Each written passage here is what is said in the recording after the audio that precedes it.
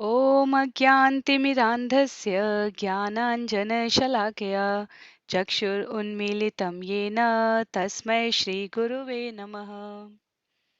नमो ॐ विष्णुपादाय कृष्णपृष्ठाय भूतले श्रीमते भक्तिवेदान्त स्वामिन् इति नामिने नमस्ते सरस्वते देवी गौरवाणी प्रचारिणे निर्विशेष शून्यवादी पाश्चात्य देशतारिणे। जय श्री कृष्ण चैतन्य प्रभु नित्यानंद श्री अद्वैत गदाधर श्रीवासादि गौर भक्तवृंद। हरे कृष्ण कृष्ण कृष्ण हरे हरे, हरे राम राम राम हरे हरे। हरे कृष्णा। श्रील प्रभुपाद लीलामृत के इन सत्रों में आप सभी का स्वागत है।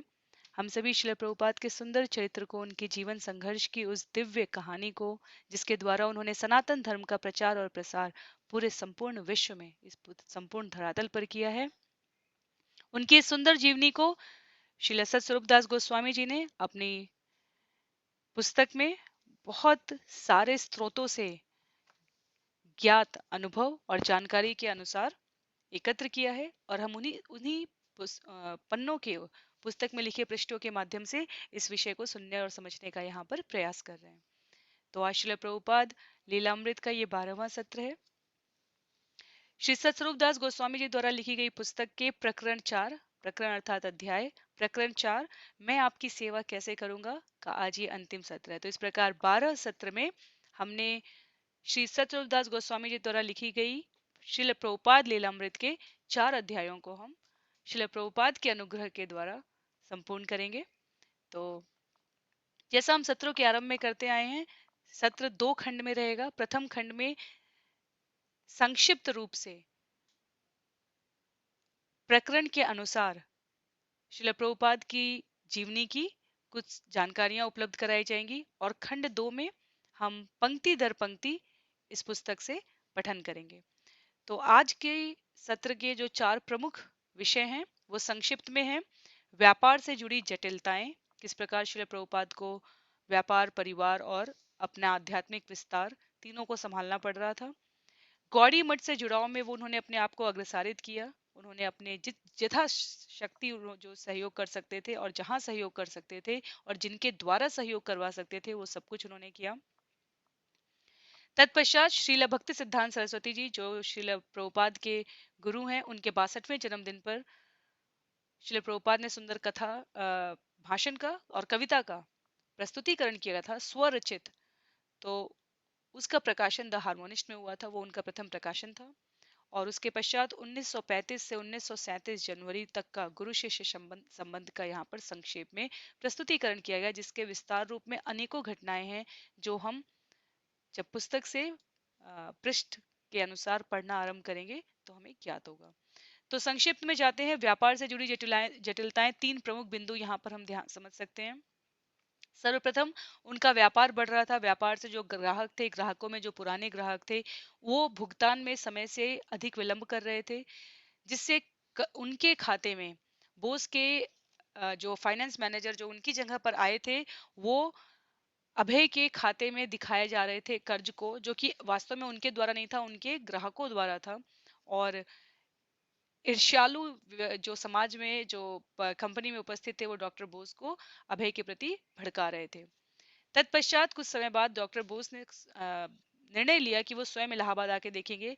वहां आकर जब उन्होंने खाते देखे और जब संख्या देखी और जब जो जिनके साथ श्रील प्रभुपाद साझेदार बनकर प्रयाग फार्मेसी चला रहे थे, उनसे अनुभव इकट्ठे किए, तो परिणाम यह निकला सुनने को कि अभय तो बहुत ईमानदार हैं, पर उनको ग्राहकों से कठिनाई हो रही है।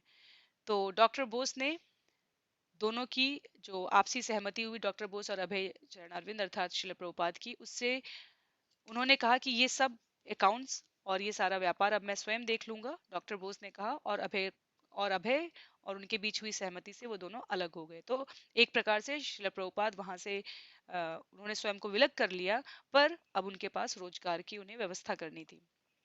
तो पारिवारिक जिम्मेदारियों को देखते हुए, क्योंकि तब तक उनकी तीसरी संतान भी हो गई थी, तो उन्होंने पारिवारिक जिम्मेदारियों को देखते हुए गौड़ी मठ के भक्तों द्वारा, सन्यासियों द्वारा बहुत आग्रह किया जा रहा था कि अब आप पूरे समय के लिए सन्यास कृष्ण पर पूरी तरह समर्पित होकर ज्वाइन कर लीजिए, आइए इसको पूर्ण सन्यासी बन जाइए, पूरे समय मठ में रहिए। पर श्रील प्रभुपाद ने इस प्रस्ताव को थोड़े समय के लिए अलग कर दिया और व्यवसाय पर, पारिवारिक जिम्मेदारियों पर ध्यान देते हुए उन्होंने मुंबई में निजी कारखाने की स्थापना की, इलाहाबाद में एक छोटी सी इकाई की स्थापना करके अपने भांजे को दे दी थी। ये सब हमें जानकारी आज के सत्र के दूसरे खंड में जब हम पढ़ेंगे तब मिलेगा। जब मुंबई पहुंचे श्रील प्रभुपाद, तो गौड़ी मठ वहां पर भी केंद्र स्थापित करने के लिए प्रयासरत था। वहां श्रीधर महाराज से श्रील प्रभुपाद की भेंट हुई और उन्हें बहुत अच्छा लगा कि यहाँ पर भी वो कम से कम अपने आध्यात्मिक साधना और गौड़ी मठ के मिशन में सहयोग कर सकते हैं। बम्बई केंद्र की स्थापना में उन्होंने सहयोग प्रदान किया और वहीं पर 25 फरवरी 1935 को शिल भक्ति सिद्धांत सरस्वती जी का 62वां जन्मदिन मनाया जा रहा था। उसके अवसर पर उन्होंने एक सुंदर कविता की प्रस्तुति की जो स्वरचित थी और साथ ही भाषण भी दिया। श्रील प्रभुपाद द्वारा लिखा गया वो भाषण और वो कविता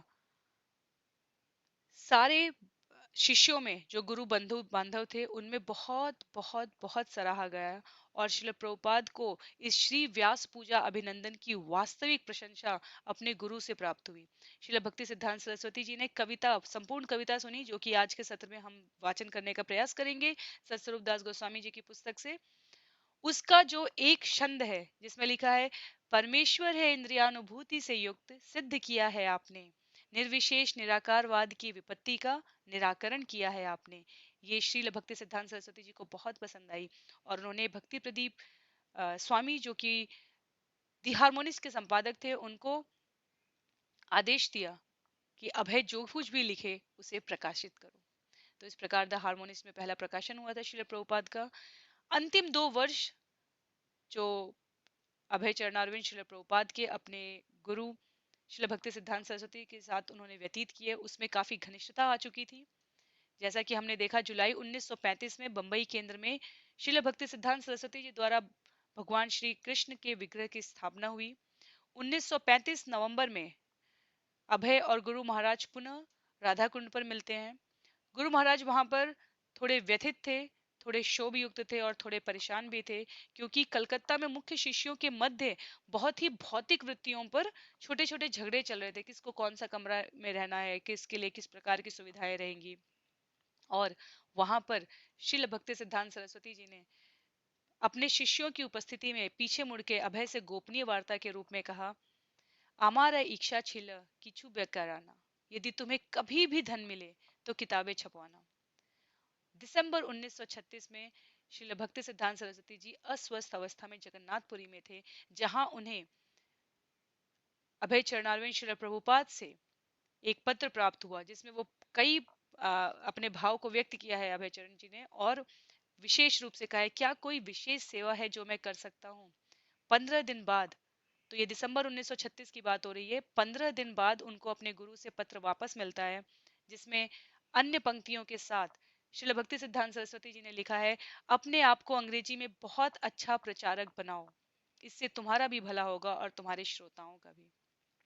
और ये पत्र प्राप्त होते ही अभय बाबू को, श्रील प्रभुपाद को 1922 का वो प्रथम मिलन याद आ गया। तो 1936, 14 साल बाद भी, 14-15 साल बाद भी श्रील भक्ति सिद्धांत सरस्वती की जो आकांक्षा है श्रील प्रभुपाद से, वो ये कि अपने आप को अंग्रेजी में बहुत अच्छा प्रचारक बनाओ, प्रचार करो, इस चैतन्य मिशन के प्रचार को आगे बढ़ाओ।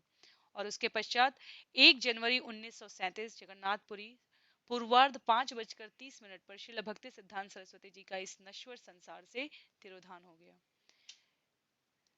अभय चरणारविंद श्रील प्रभुपाद जी के लिए बहुत ही असह्य और दुख भरी स्थिति थी, क्योंकि उन्हें लगता था कि पहले उन्हें लगता था कि उन्होंने अपने गुरु के साथ बहुत कम समय बताया व्यापार और परिवार के कारण, और अब उन्हें लगता था उस व्यापार के मध्य भी जो समय निकाल कर वो जा पाते थे, अब भी उस दिव्य शरीरधारी भगवान के प्रतिनिधि से उनकी वार्ता नहीं हो पाएगी, अब वो मिलन कभी नहीं हो पाएगा।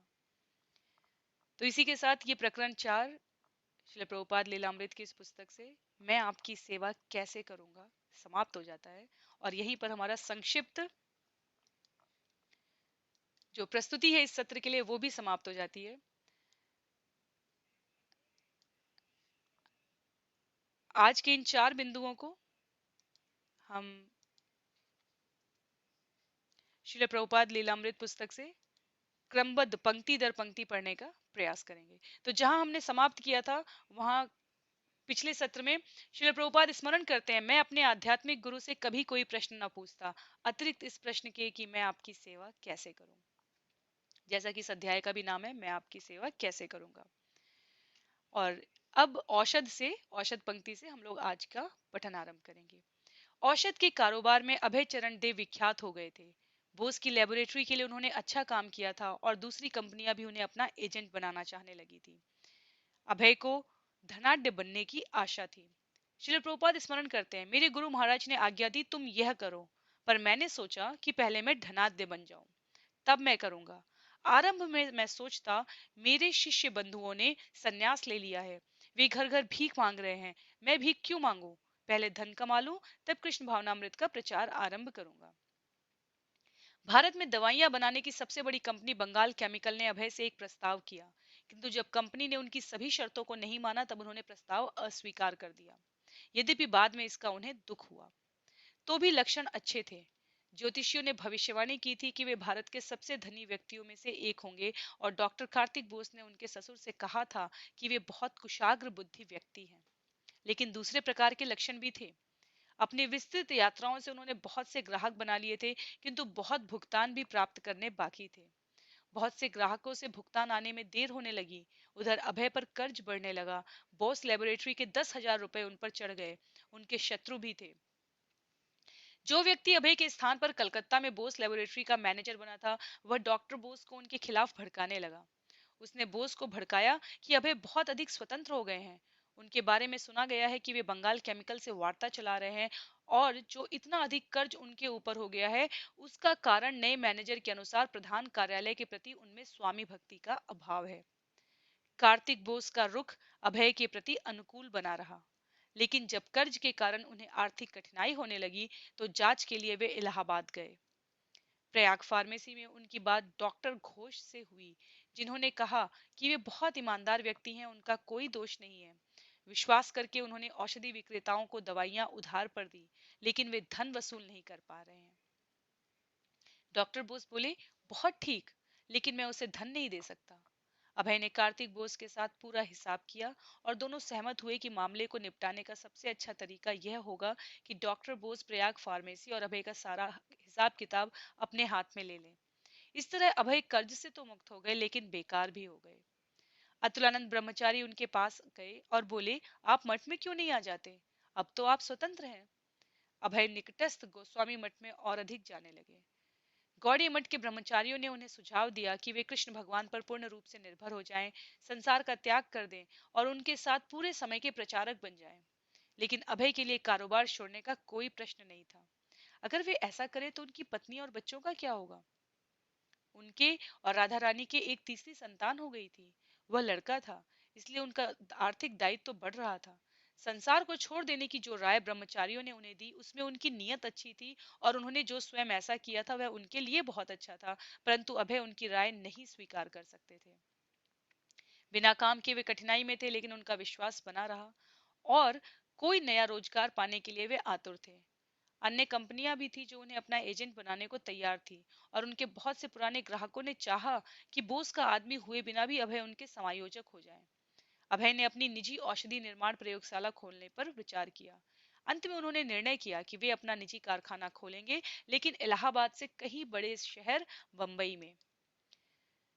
जब तक हम किसी भी विषय को सही प्रकार से नहीं सुनते, समझते, पढ़ते, तब तक अनेकों प्रकार की आशंकाएं बनी रहती हैं। श्रील प्रभुपाद ने कभी भी गृहस्थ जीवन की विरक्ति अनाक्षित तरीके से अर्थात अपनी जिम्मेदारियों से विमुख होकर नहीं की। आध्यात्म के प्रति बढ़ते उनके प्रचार, गुरु की आज्ञा के प्रति उनके मन में जितना जितना आकुलता बढ़ता जा रहा था, उसके बीच भी उन्होंने कभी पारिवारिक जिम्मेदारियों के लिए स्वयं को विरक्त नहीं किया।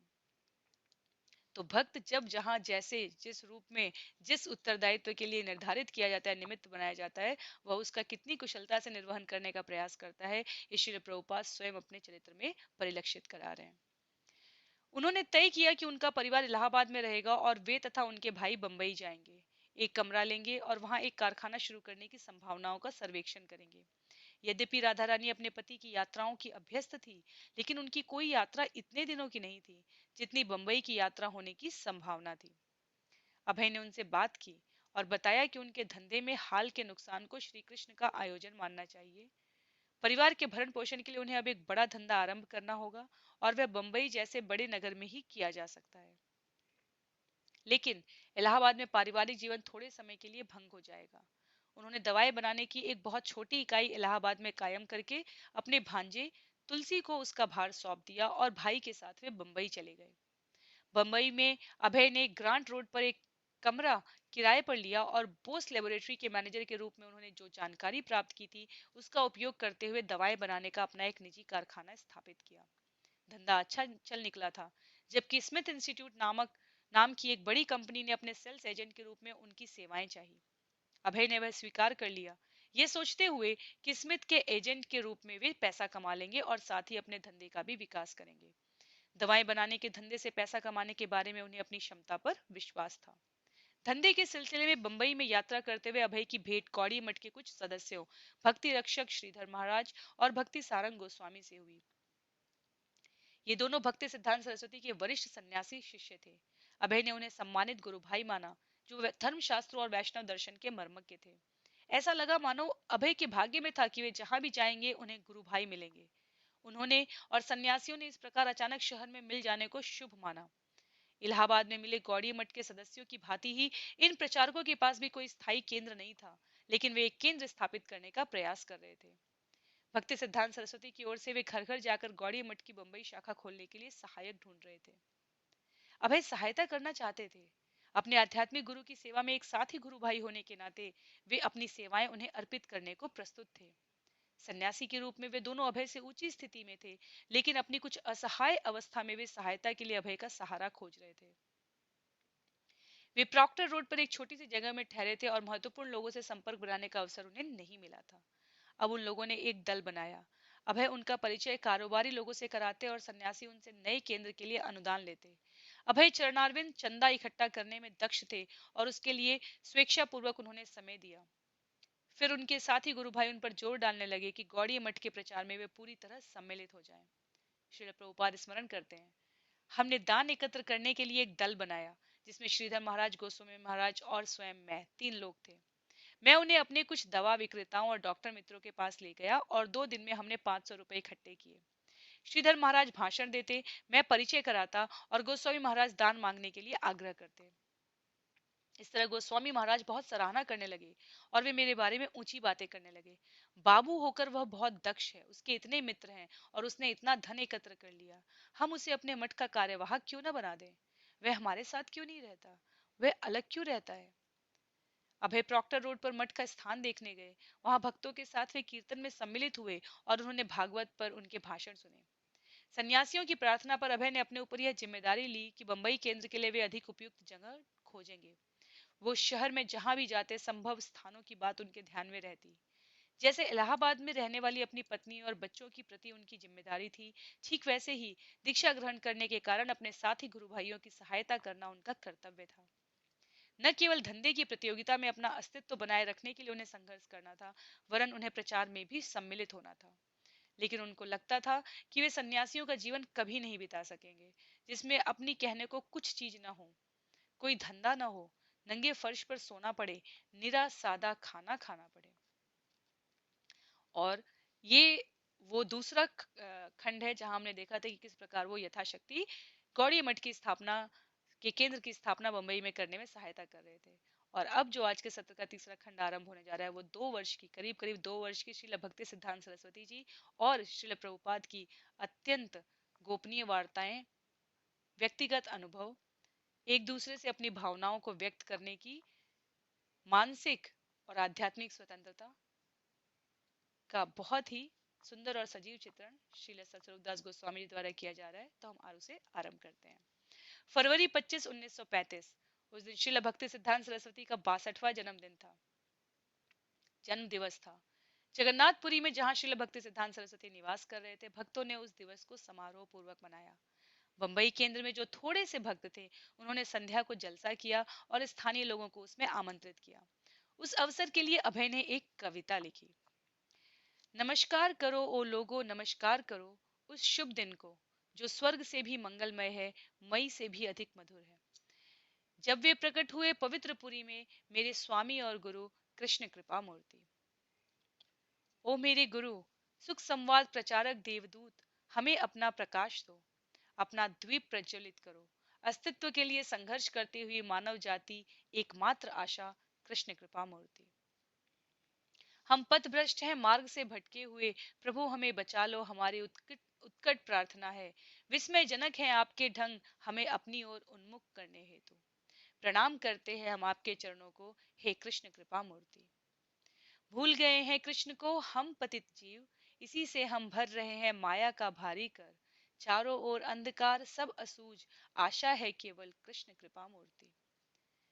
संदेश सेवा का आप लाए हो, स्वस्थ जीवन का जैसा चैतन्य लाए थे। सबको अज्ञात यह बंधन युक्त है, यह आपकी भेंट है, हे कृष्ण कृपा मूर्ति। परमेश्वर है इंद्रियानुभूति से युक्त, सिद्ध किया है आपने। निर्विशेष निराकारवाद की विपत्ति का निराकरण किया है आपने। इससे पाया है जीवन नया स्फूर्तिमय हमने। अर्चन करते हैं आपके चरणों का, हे कृष्ण कृपा मूर्ति। यदि आप न आते तो कौन बताता हमें, संदेश कृष्ण का शक्ति और साहस से भरा। आपका अधिकार है, यह दंड आपके हाथ है, मुझ पतित का उद्धार कीजिए, हे कृष्ण कृपा मूर्ति। सेवा का मार्ग प्रशस्त आपके द्वारा, हर्षद और स्वस्थ है प्रातः के निहार बिंदु की तरह। सबसे प्राचीन किंतु नित्य नए परिधान में किया अद्भुत कर्म, हे कृष्ण कृपा मूर्ति। अभय चरण दास। अभय ने एक भाषण भी तैयार किया था, जिसे उन्होंने एकत्रित अतिथियों और गौड़ी मठ के सदस्यों के सामने पढ़ा। यद्यपि उनकी मातृभाषा बंगाली थी, किंतु उनकी अंग्रेजी स्पष्ट और सुबोध थी। सज्जनों, आचार्य देव की अभ्यर्थना का जो आयोजन आज शाम यहाँ किया गया है, वह किसी शाखा विशेष का नहीं है। क्योंकि जब हम गुरुदेव या आचार्य देव के मूलभूत सिद्धांत की बात करते हैं, तो यह सर्वव्यापी सिद्धांत की बात होती है। इसमें मेरे गुरु, आपके गुरु या अन्य किसी के गुरु में भेद करने का प्रश्न नहीं उठता। गुरु केवल एक है, जो मुझे, आपको और अन्यों को शिक्षा देने के लिए असंख्य रूपों में प्रकट होते हैं। गुरु या आचार्य देव, जैसा कि प्रामाणिक धर्म शास्त्रों से हमें ज्ञात है, होता है, अद्वैत विश्व का संदेश देते हैं। मेरा आशय परम पुरुष के उस दिव्य लोक से है, जहां हर वस्तु बिना किसी भेदभाव के परम सत्य की सेवा में रत है।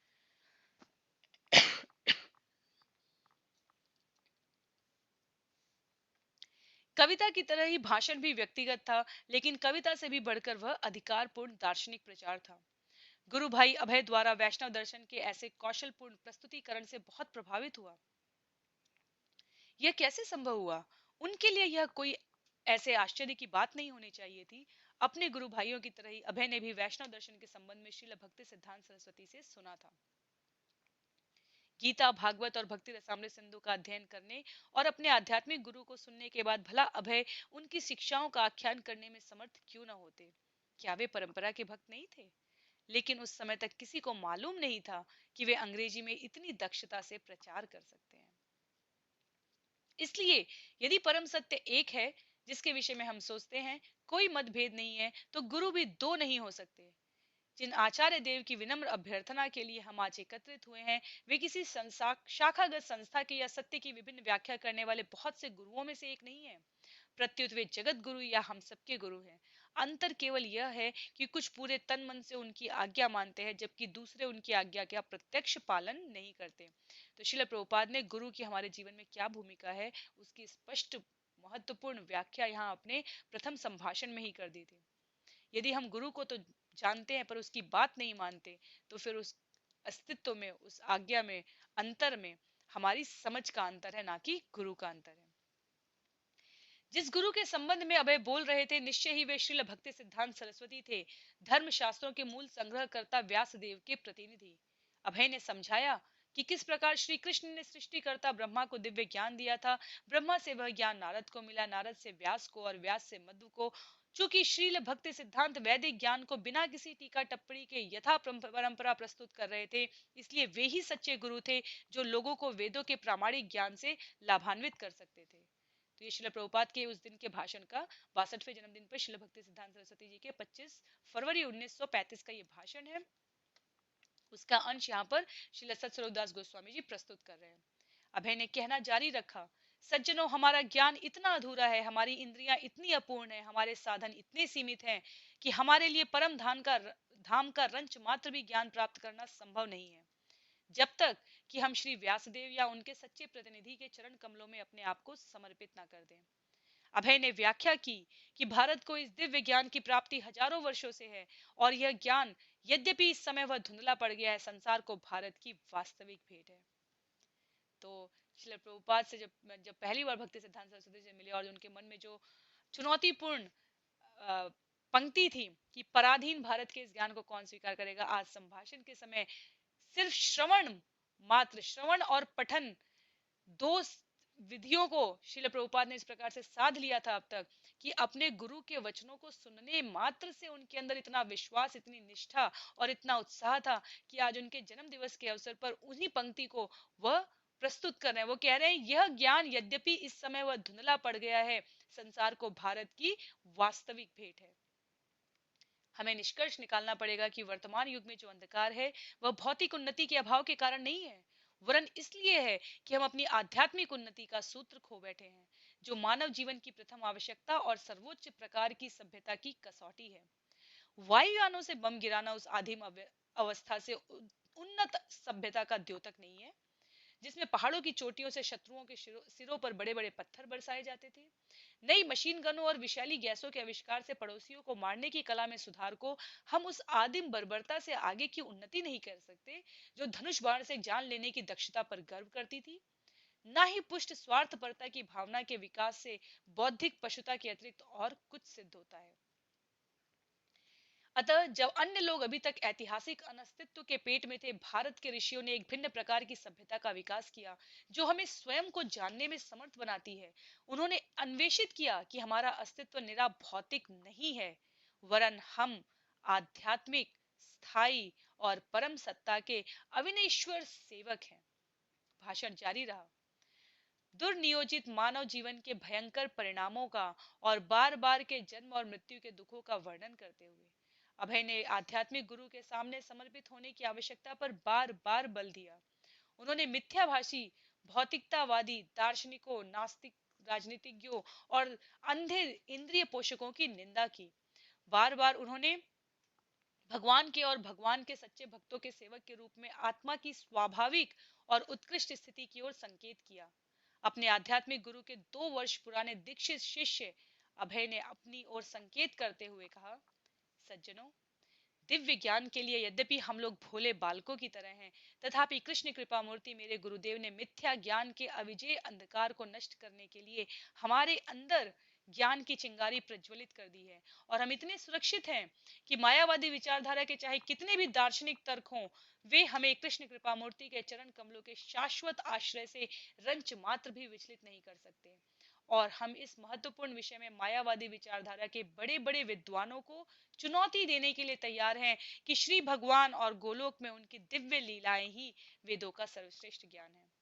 तो यहाँ पर विशेष रूप से सतस्वरूपदास गोस्वामी जी कहते हैं कि 2 वर्ष पुराने दीक्षित अभयचरण ने इतना आत्मसात कर लिया था श्रील भक्ति सिद्धांत सरस्वती जी द्वारा दिया गया ज्ञान, कि वो सामने उपस्थित श्रोता वृंद को कहते हैं कि हम कितने भी नौसिखिए क्यों ना लगें, लेकिन गुरु की, कृष्ण कृपा मूर्ति गुरु की शरणागति में रहने से, उनके विचारों को ध्यानपूर्वक सुनने से हमारे अंदर इतनी सामर्थ्य आ सकती है कि किसी भी प्रकार की निरासक्त, निराकार, दार्शनिकतावादी, मायावादी विचारधारा हमें इस सत्य से अलग नहीं कर सकती जो हमारे गुरु ने हमें सिखा दिया है। और वो सत्य है श्री भगवान और गोलोक में उनकी दिव्य लीलाएं ही वेदों का सर्वश्रेष्ठ ज्ञान है। वेदों का ज्ञान जिसमें अपरोक्ष, एक है प्रस्तुत रूप से, एक है परोक्ष रूप से। तो अपरोक्ष रूप से उन्होंने भगवान को प्रस्तुत किया, परोक्ष रूप से अन्य छायावाद कवियों की तरह वेदों में भगवान को बताया गया है।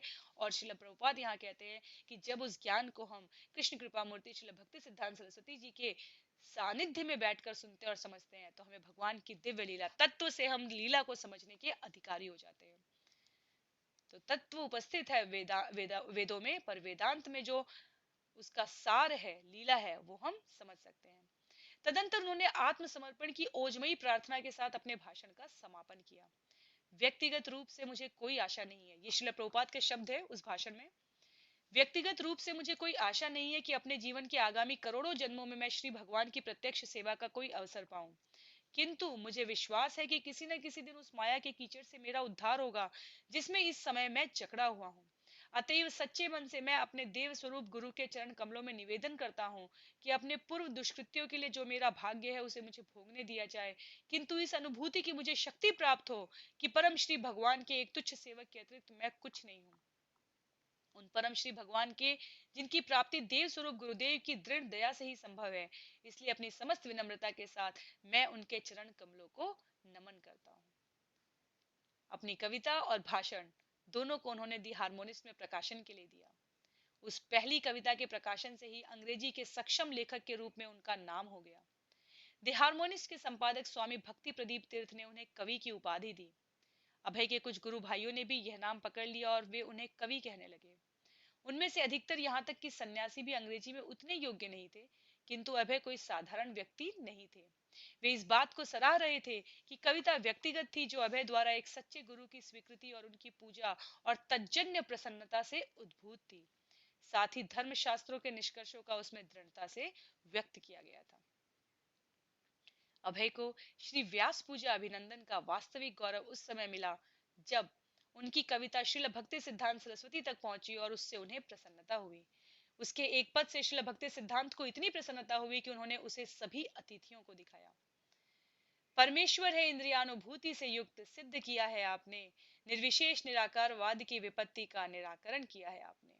जो हो, इस सरल पद में अभय ने मायावादियों के विरुद्ध अपने आध्यात्मिक गुरु की शिक्षा का सारांश अभिव्यक्त किया और श्रील भक्ति सिद्धांत के लिए यह एक संकेत था कि अभय अपने गुरुदेव की विचारधारा को कितनी अच्छी तरह जान गए थे।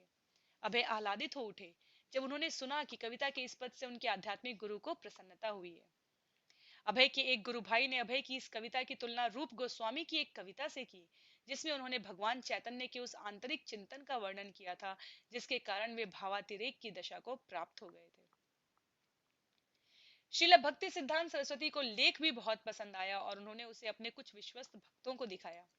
द हार्मोनिस्ट के संपादक को उन्होंने आदेश दिया, वह जो कुछ लिखे उसे प्रकाशित करो, वह जो कुछ लिखे उसे प्रकाशित करो। यहाँ पर वह हमारे श्रील प्रभुपाद अभय चरणारविंद हैं और गुरु के रूप में श्रील भक्ति सिद्धांत सरस्वती महाराज हैं।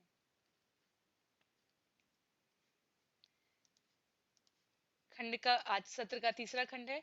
अभय के विचार से यह स्वाभाविक था कि व्यवसाय में उनके बहुत से विरोधी या प्रतिद्वंदी हों। यह सफलता का लक्षण था, किंतु बंबई की प्रतिद्वंदता से उन्होंने धनाढ्य बनने का एक और अच्छा अवसर खो दिया। स्मिथ इंस्टीट्यूट में अभय के निरीक्षक का लड़का उनका शत्रु बन गया। पिता और पुत्र दोनों ने स्मिथ इंस्टीट्यूट के अधिकारियों से शिकायत की कि अभय चरण डे स्मिथ लैबोरेटरी की वस्तुओं के स्थान पर अपनी निजी लैबोरेटरी की वस्तुओं के विक्रय को आगे बढ़ा रहा है। इस षड्यंत्र के कारण अभय स्मिथ इंस्टीट्यूट में अपना स्थान खो बैठे और उनके निरीक्षक ने अपने लड़के को उनके स्थान पर नया एजेंट बना दिया। अभय को फिर आत्मनिर्भर बनना पड़ा। बंबई में अपने साथी सन्यासी गुरु भाइयों की सहायता में लगे हुए अभय को ग्वालियर टैंक रोड पर एक 2 मंजिला मकान किराए पर प्राप्त था। हर एक सहमत था कि वह केंद्र के लिए उपयुक्त था। अभय ने किराए की व्यवस्था की, मकान की मरम्मत कराई और सन्यासियों को उसमें ले जाकर बसाया। ऐसा लगता था कि अभय के सभी आध्यात्मिक प्रयत्न तो सफल हो जाते थे, किंतु व्यवसायिक प्रयत्नों को बार बार विफलता का मुंह देखना पड़ता था। व्यवसाय में कुछ विरोधियों का होना तो स्वाभाविक ही है, इससे निरुत्साहित होने की कोई बात नहीं थी। षड्यंत्र और हानि व्यवसाय के खेल के अनिवार्य अंग है। औषध निर्माण व्यवसाय के क्षेत्र में अभय का नाम अभी भी देश भर में विख्यात था, लेकिन व्यवसाय में लाभ हानि का प्रश्न अभय को उतना परेशान नहीं कर रहा था जितना उनका यह संदेह कि इस व्यवसाय में बने रहना उनके लिए अपने आध्यात्मिक गुरु की सेवा का सर्वोत्तम मार्ग है या नहीं। व्यवसाय तभी अच्छा था यदि यह उनके आध्यात्मिक जीवन के साथ साथ चल सके। भगवान चैतन्य ने कहा था कि हरे कृष्ण कीर्तन को हर गांव और कस्बे में फैलाना चाहिए और अभय उस भविष्यवाणी को पूरा करने के में अपने आध्यात्मिक गुरु की सहायता करना चाहते थे, विशेषकर धन इकट्ठा करके और केंद्रों की स्थापना करके। उनकी कमाई का सर्वांश उनके परिवार के पोषण में ही नहीं खर्च होना चाहिए था। आदर्श तो यही होना चाहिए कि पारिवारिक जीवन और आध्यात्मिक जीवन साथ साथ प्रगति करे, लेकिन कठिनाई अभय की पत्नी को लेकर थी। उन्हें व्यवसाय में हानि से चिंता होती और आध्यात्मिक सफलताओं के प्रति वे उदासीन थी। वे घर और परिवार के घेरे में ही रहना चाहती थी और अभय के सुझावों के बावजूद उन्होंने श्रील भक्ति सिद्धांत से दीक्षा लेने से इनकार कर दिया था। स्वयं अभय की पत्नी के रूप में उनका सबसे बड़ा प्रतिद्वंदी मौजूद था और प्रतिद्वंदिता का यह युद्ध उसने घर के अंदर खड़ा किया था, जो और भी बुरा था। अभय जब कभी अपने परिवार में इलाहाबाद जाते तो वे अपने अच्छे इरादों से उन्हें संतुष्ट करने की कोशिश करते। बंबई में व्यवसाय इतना अच्छा नहीं चल रहा था, लेकिन उनके पास नई योजनाएं थी और वे अपने परिवार को विश्वास दिलाते कि चिंता की कोई आवश्यकता नहीं है। उन्होंने योजना बनाई कि पत्नी को अधिक उपदेश दिया जाए ताकि सारा परिवार आध्यात्मिक क्रियाकलाप में अधिकाधिक लग सके। वे चाहते थे कि अतिथियों को आमंत्रित किया जाए, भगवत गीता और श्रीमद् भागवत पर चर्चाएं हों, कीर्तन किया जाए और प्रसाद बांटा जाए। वे अपने आध्यात्मिक गुरु और गुरु भाइयों की तरह प्रचार कार्य में प्रवृत्त होना चाहते थे। यह कार्यक्रम ऐसा नहीं था कि कोई सन्यासी या ब्रह्मचारी आकर उसकी अध्यक्षता करे, अभय स्वयं ही यह कर सकते थे। आदर्श परिवार का यह एक दृष्टांत हो सकता था, लेकिन राधा रानी उनके सामने झुकने को तैयार नहीं थी। उनका उपदेश सुनने के लिए आने के स्थान पर वे बच्चों के साथ चाय पीती हुई दूसरे कमरे में बैठी रहती। तो पारिवारिक स्तर पर ये एक चुनौती थी जिसका श्रील प्रभुपाद बड़ी दक्षता, कुशलता और शालीनता से पालन करने का प्रयास कर रहे थे। श्री राधा रानी ने सबसे पहले दीक्षा लेने में अरुचि दिखाई, आध्यात्मिक प्रगति के प्रति उदासीनता दिखाई और अब जब श्रील प्रभुपाद घर पर रहते हुए स्वयं ही इस प्रकार के कार्यक्रम का आयोजन करते जहां भक्त आते, कथा प्रवचन होता और प्रसाद बांटा जाता, राधा रानी उसमें भाग लेने की बजाय एक कमरे में बच्चों के साथ बैठकर चाय पी रही होती थी। बंबई में अभय श्रीधर महाराज और भक्ति सारंग गोस्वामी के संपर्क में आए। ये दोनों सन्यासी ऊंचे दर्जे के विद्वान थे। श्रीधर महाराज शास्त्रों में पारंगत होने के कारण सम्माननीय थे और भक्ति सारंग गोस्वामी का नाम उनके अंग्रेजी में लिखने और भाषण देने के कारण था। कभी कभी अभय अपनी अनुभूतियों के संबंध में उनसे विचार विमर्श करते। अभय ने अपने आप भी शास्त्रों का अध्ययन किया, जिनमें उनके आध्यात्मिक गुरु और पहले के आचार्यों द्वारा गीता और श्रीमद् भागवत पर लिखी गई टीकाएं सम्मिलित थी। विश्वनाथ चक्रवर्ती ठाकुर द्वारा भगवत गीता अध्याय 2 श्लोक 41 की टीका का अध्ययन करते हुए उन्होंने पढ़ा कि शिष्य के लिए उसके आध्यात्मिक गुरु का आदेश उसके प्राण और आत्मा सदृश है। इन शब्दों का अभय पर गहरा प्रभाव हुआ। श्रील भक्ति सिद्धांत सरस्वती के आदेश के पालन की उनकी इच्छा शक्ति को इससे बड़ा बल मिला और श्रीमद् भागवत के 10वें स्कंद के 28वें अध्याय में उन्होंने एक ऐसा श्लोक मिला जिसमें भगवान कृष्ण की उक्ति से वे चमत्कृत हो उठे। यस्याहम् अनुगृह्णामि हरिष्ये तद्धनं शनैः ततो अधनं त्यजन्तस्य स्वजना दुःख दुःखितम्। जब मैं किसी पर अनुग्रह करता हूँ तो धीरे धीरे उसकी भौतिक संपत्ति का हरण कर लेता हूँ। तब उसके परिजन उसे दुख, दग्ध, निर्धन मानव समझकर उसका परित्याग कर देते हैं। इस श्लोक को पढ़कर अभय कांप गए। यह मानो उन्हीं के लिए हो, लेकिन इसका आशय क्या था? क्या इसका आशय यह है कि कृष्ण मेरी सारी संपत्ति ले लेंगे? उन्होंने सोचा। उस समय क्या सचमुच यही हो रहा था? क्या इसीलिए व्यवसाय संबंधी उनकी सारी योजनाएं विफल हो रही थी? उन्होंने श्लोक के अर्थ के विषय में श्रीधर महाराज से चर्चा की। श्रीधर महाराज ने पुष्टि की कि हाँ, जो कुछ हो रहा है वह शायद भगवान कृष्ण और उनके बीच बढ़ते संबंध का परिणाम था। जुलाई 1935 ईस्वी में श्रील भक्ति सिद्धांत सरस्वती बंबई केंद्र में भगवान कृष्ण के श्री विग्रह की स्थापना और उनकी आराधना का समारंभ करने के लिए आए। उनके भक्तों ने तब तक जो कुछ किया था उससे वे प्रसन्न हुए। भक्ति सारंग महाराज ने उनके सामने स्वीकार किया कि धन संग्रह और नए केंद्र की स्थापना के रूप में अधिकांश कार्य अभय बाबू का किया हुआ था। अभय अलग क्यों रह रहे? भक्ति सारंग ने पूछा। उन्हें इस बंबई केंद्र का अध्यक्ष होना चाहिए। भक्ति सिद्धांत सरस्वती ने उत्तर दिया, अच्छा ही है कि वे आपके दल से बाहर रह रहे हैं। समय आने पर वे सब कुछ स्वयं करेंगे। आपको उनकी संस्तुति करने की आवश्यकता नहीं है। जब यह वार्ता हुई तब अभय मौजूद नहीं थे, लेकिन उनके गुरु भाइयों ने श्रील भक्ति सिद्धांत ने जो कुछ कहा था वह उन्हें बता दिया। अभय के आध्यात्मिक गुरु के ये शब्द उनके लिए महत्वपूर्ण थे, जिनमें रहस्यमय भविष्यवाणी की ध्वनि थी। उन शब्दों को उन्होंने अपने मन में संचित कर लिया और उनके अर्थ पर वे विचार करने लगे। नवंबर 1935 ईस्वी में अभय फिर अपने आध्यात्मिक गुरु के पास वृंदावन पहुंचे। कार्तिक का महीना था, जो वृंदावन के दर्शन के लिए सर्वाधिक उपयुक्त महीना है।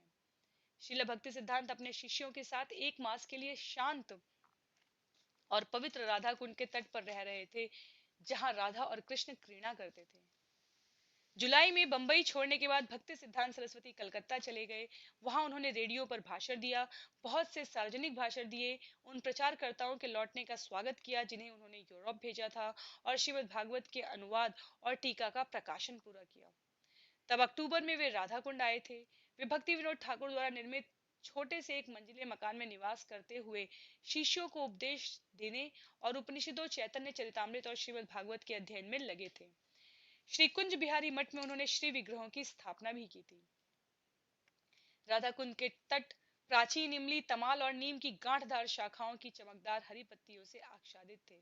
छिछले जल में सारस अपनी लंबी टांगों पर चित्रवत खड़े रहते थे, जबकि जल मुर्गाभियां कुंड में आर पार चक्कर लगाया करती थी और जब तब मछली के लिए अचानक डुबकी मार देती थी। कभी कभी कोई कच्छप जल की गहराई से अपनी नाक ऊपर कर देता था या कोई मछली छलांग लगा देती थी।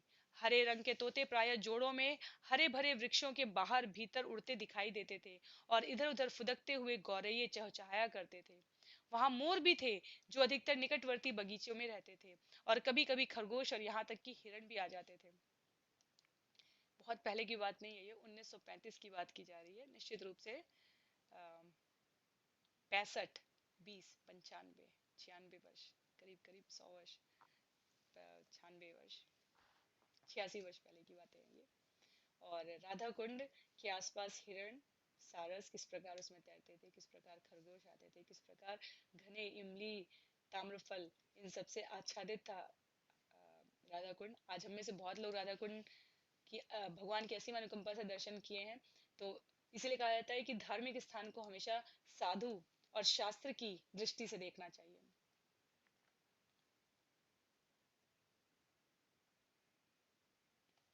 86 वर्ष पुराना राधा कुंड, श्रील प्रभुपाद के शब्दों में यहाँ पर है।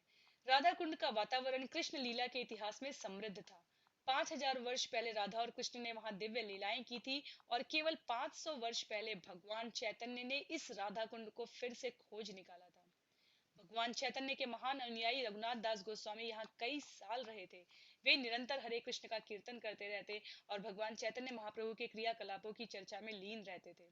और यहीं पर एक भजन कुटीर में कृष्णदास कविराज ने सैन चैतन्य चरितामृत नाम से महाप्रभु चैतन्य की लीलाओं का वर्णन लिखा था, जिसमें भक्ति सिद्धांत सरस्वती इतना आनंद लेते थे।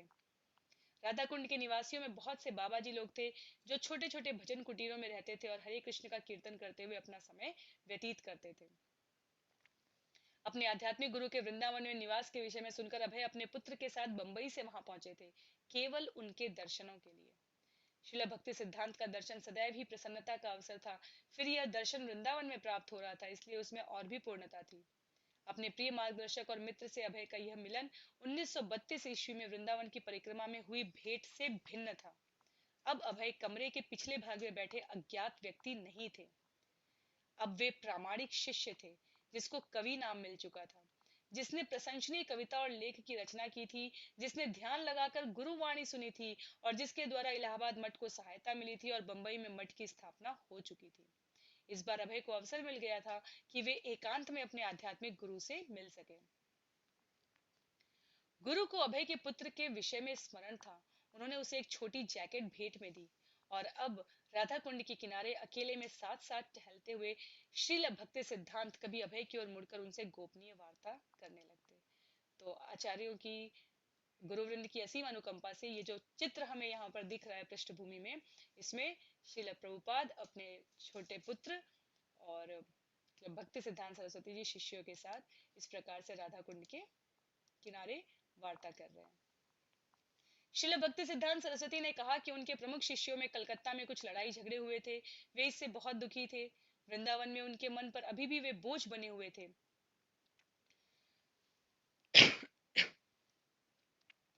उनके कुछ शिष्य आपस में इसलिए लड़ रहे थे कि कलकत्ता में गौड़ीय मठ के मुख्यालय में कौन किस कमरे में रहेगा और किन सुविधाओं का उपभोग करेगा।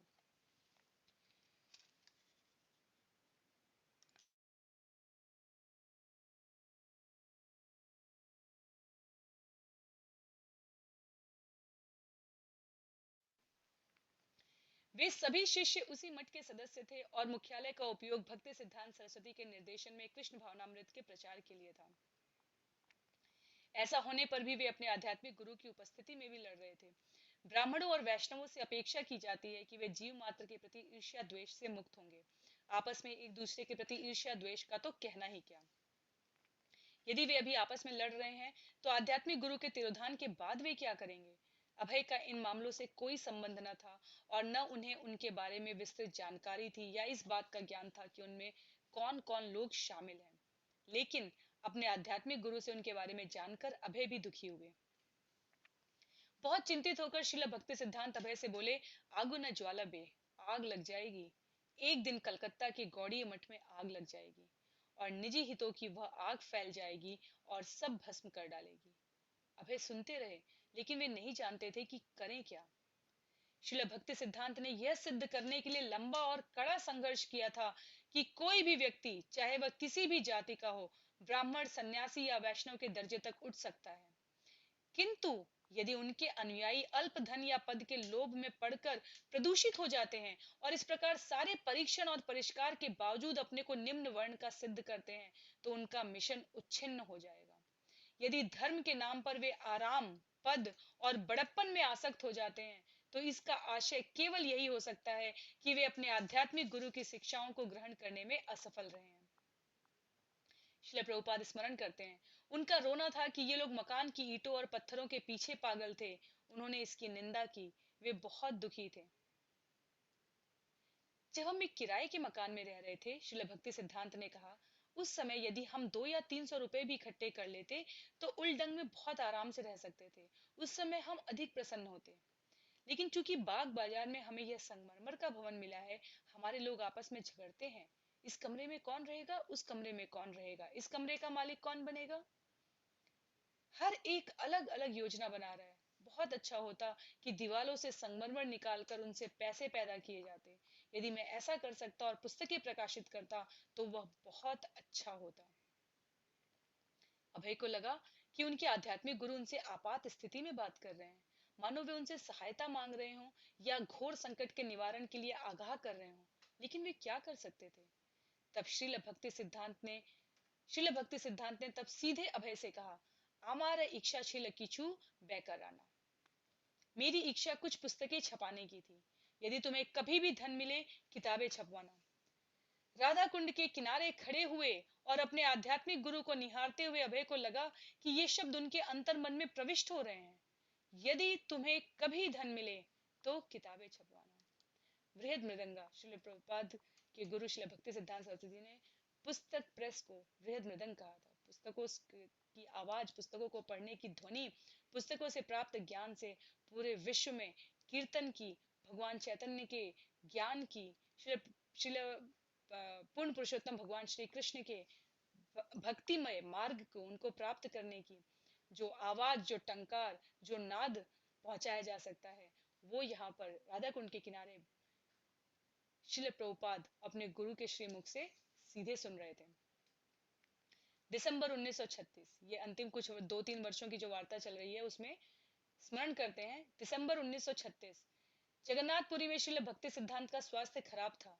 अभय मुंबई में थे और वे अपने गुरु महाराज को पत्र लिखना चाहते थे। उन्होंने सोचा, वे मुझ पर कुछ दयालु हैं, वे मेरी प्रार्थना समझ जाएंगे। और वे लिखने लगे, प्रिय गुरु महाराज, आपके चरण कमलों में विनम्र प्रणाम स्वीकार हो। आपके पास बहुत से शिष्य हैं और मैं उनमें से एक हूँ, लेकिन वे आपकी प्रत्यक्ष सेवा कर रहे हैं। उनमें कुछ ब्रह्मचारी हैं, कुछ सन्यासी हैं, किंतु मैं गृहस्थ हूँ। मैं आपकी सेवा नहीं कर सकता। कभी कभी मैं आर्थिक सहायता करती हूँ, जबकि मैं प्रत्यक्ष सेवा नहीं कर सकता। क्या कोई विशेष सेवा है जो मैं कर सकता हूँ।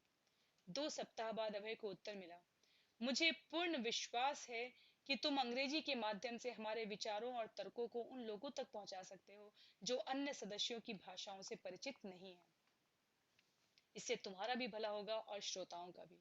मुझे पूरी आशा है कि तुम भगवान चैतन्य की शिक्षाओं की नवीन धारणा का प्रवेश जन सामान्य में तथा दार्शनिकों और धर्मवेत्ताओं में करने के लिए मिशन की सेवा कर सको, तो तुम अपने आप को उच्च कोटि का अंग्रेजी प्रचारक बना लोगे। अभय को तुरंत ज्ञात हो गया कि यह तो वही उपदेश है जो 1922 ईस्वी की पहली भेंट में उन्होंने प्राप्त किया था। उन्होंने इसे उसकी पुष्टि माना। अब अपने जीवन के उद्देश्य के विषय में उनके मन में कोई संदेह नहीं रह गया था। उनके आध्यात्मिक गुरु ने 1922 में कलकत्ता में जो कुछ कहा था वह कोई आकस्मिक उक्ति नहीं थी, न ही वह कोई आकस्मिक भेंट थी। उपदेश वही था। अपने आप को अंग्रेजी में बहुत अच्छा प्रचारक बनाओ, इससे तुम्हारा भी भला होगा और तुम्हारे श्रोताओं का भी। श्रील प्रभुपाद ने इस शिक्षा को अपने हृदयंगम गहराई तक स्वीकार किया। इसके एक एक शब्द को श्रील प्रभुपाद ने अपने पूरे जीवन में चरितार्थ करके दिखाया है। श्रील भक्ति सिद्धांत का 1 जनवरी 1937 को इस नश्वर संसार से तिरोधान हो गया। जीवन के अंतिम दिन वे चैतन्य चरितामृत पढ़ने और माला जपने में बिता रहे थे। जब एक डॉक्टर उन्हें देखने आया था और उन्हें इंजेक्शन देना चाहता था, तब श्रील भक्ति सिद्धांत ने विरोध किया था। आप मुझे इस ढंग से तंग क्यों करते हैं? केवल हरे कृष्ण कहो, बस। शिष्यों के प्रति उनके अंतिम शब्द ये थे। तो श्रील भक्ति सिद्धांत सरस्वती जी ने अपने अंतिम शब्द जो शिष्यों को आदेश, अनुरोध, जिस रूप में हम समझना चाहें, परामर्श, उसमें प्रस्तुत किया है। क्या कहते हैं? मेरा परामर्श है कि रूप और रघुनाथ भगवान चैतन्य के शिष्य की शिक्षाओं का प्रचार पूरी शक्ति और सभी साधनों को लगाकर करो। हमारा अंतिम लक्ष्य श्री रूप स्वामी और श्री रघुनाथ गोस्वामी के चरण कमलों की रज बन जाना है। तुम लोगों को अपने आध्यात्मिक गुरु के निर्देशन में एक साथ मिलकर परम ज्ञान, परम भगवान की सेवा में कार्यरत होना चाहिए। इस भौतिक संसार में केवल भगवान की सेवा के निमित्त तुमको बिना वाद विवाद के येन केन प्रकारेण सभी संकटों के बावजूद जीवन यापन करना चाहिए। सारी कठिनाइयों, आलोचनाओं और असुविधाओं के बावजूद परम भगवान की सेवा का कार्य कभी मत छोड़ो। तुम इसलिए निराश मत हो क्योंकि संसार में अधिकतर लोग परम भगवान की सेवा नहीं करते। तुम अपनी सेवा मत बंद करो, यही तुम्हारा सर्वस्व है। दिव्य भगवान के पवित्र नाम के श्रवण और कीर्तन से मुख मत मोड़ो। तुम हमेशा भगवान के दिव्य नाम का कीर्तन एक वृक्ष के धैर्य और सहिष्णुता तथा एक तिनके की विनम्रता की भांति करो। तुम लोगों में बहुत से सक्षम और योग्य कार्यकर्ता हैं। हमें और किसी चीज की अभिलाषा नहीं है। तो श्रील भक्ति सिद्धांत सरस्वती जी का जो अंतिम संदेश रहा है, परामर्श रहा है अपने शिष्यों के लिए, वो यही रहा है। मिलजुल कर काम करो, भगवान को केंद्र में रखकर काम करो। अपने स्वार्थ, अपने व्यक्तिगत हितों को एक तरफ करते हुए संगठन की, भगवान के दिव्य नाम प्रचार की, श्रवण और कीर्तन की जो महिमा है, उससे मुख मत मोड़ो।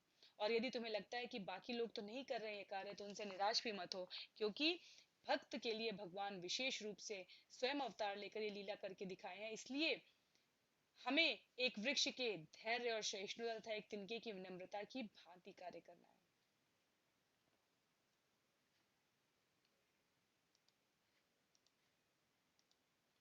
अंतिम दिनों में उनकी चेतना बनी रही और अंत तक वे आदेश देते रहे। उन्होंने विशेष रूप से और स्पष्ट आदेश शब्दों में आदेश दिया कि उनके गौड़ी मठ की व्यवस्था का भार एक 12 सदस्यीय शासी मंडल पर हो, जिसे भक्तगण अपने में से चुनकर बना सकते हैं।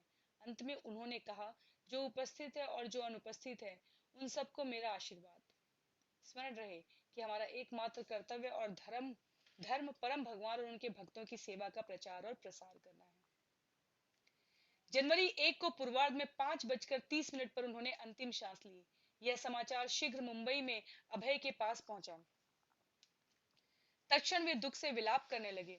उनके लिए अब अपने गुरु महाराज से प्रत्याशित भेंट का आनंद जाता रहा। देव स्वरूप शील भक्ति सिद्धांत के लंबे प्रभावशाली रूप के केवल दर्शन के लिए व्यवसाय के बहाने कलकत्ता या वृंदावन की यात्राओं के भी अवसर समाप्त हो गए। अब वे कभी नहीं मिलेंगे, यह विचार ही अभय के लिए असह्य हो गया। दार्शनिक दृष्टि से अभय जानते थे कि दुख मनाने का कोई कारण नहीं है। भक्ति सिद्धांत सरस्वती का इस संसार में आगमन भगवान चैतन्य के मिशन को पूरा करने के लिए था और अब जरूरत थी कि वे इस संसार को छोड़कर दूसरे में जाएं, जहां उन्हें वैसे ही कार्यकलाप में लगना था। इस दार्शनिक विचार से लैस होते हुए भी अभय अपने को अकेला अनुभव कर रहे थे। उनके दो महान शुभचिंतक जाते रहे थे, पहले उनके पिताजी और अब उनके आध्यात्मिक गुरु। लेकिन वे कृतज्ञ थे कि उनके आध्यात्मिक गुरु के निधन के केवल 2 सप्ताह पूर्व अंतिम आदेश के रूप में उन्हें उनकी विशेष कृपा प्राप्त हुई थी। अभय ने उनके पत्र को बार बार पढ़ा। अब दूसरा पत्र तो आना नहीं था। घनिष्ठ बातें और मुलाकातें अब होनी नहीं थी। लेकिन इन उनके इस विशेष पत्र के सहारे अभय भक्ति सिद्धांत सरस्वती के आदेश प्राप्त करते रहेंगे। पत्र ठीक समय पर प्राप्त हुआ था। दूसरे लोग जो कुछ भी कहें, अब अभय को निसंदेह रूप से मालूम हो गया था कि अपने आध्यात्मिक गुरु को प्रसन्न कैसे किया जा सकता है और कृष्ण से संबंध कैसे स्थिर रह सकता है। उनके आदेशों का पालन करते हुए अभय अपने सर्वाधिक प्रिय शुभेक्षु के तिरोधान से हुई हानि की अनुभूति पर विजय पा लेंगे। श्रील भक्ति सिद्धांत सरस्वती महाराज की जय, श्रील प्रभुपाद की जय, श्रील गुरुदेव की जय, अनंत कोटि वैष्णव वृंद की जय। और इस प्रकार श्रील प्रभुपाद लीलामृत के प्रकरण 4 का यहाँ पर समापन होता है। प्रकरण 5 जिसका नाम है युद्ध, एक शब्द है युद्ध, इसके बारे में हम सभी अगले सत्र में पढ़ने का, सुनने का और समझने का प्रयास करेंगे। अनंत कोटि वैष्णव वृंद की जय। हरे कृष्णा।